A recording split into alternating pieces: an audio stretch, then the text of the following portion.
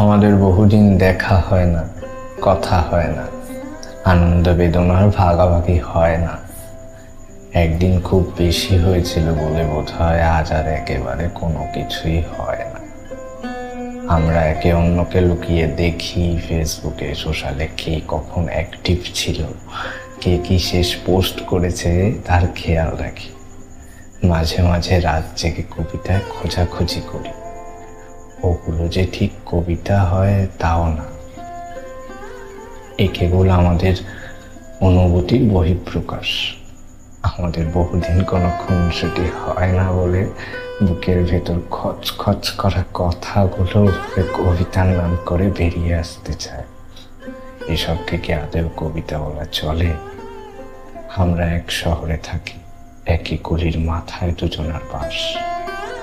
সকালে একই কাকের ডাকে আমাদের ঘুম ভাঙে, একই হকারের চিৎকারে আমাদের পড়াশোনায় ক্ষতি হয়।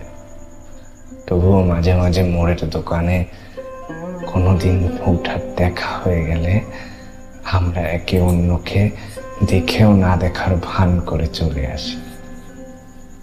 বাসায় এসে বসে থাকা দায় হয়ে পড়ে, শটান হয়ে শুয়ে পড়ি। বুকের ভেতরটা কেমন জানি করে, বড় বড় নিঃশ্বাস, অদ্ভুত হাহাকার তার। এই কেমন জানি করাটাকে কি আদৌ প্রেম বলা যাবে?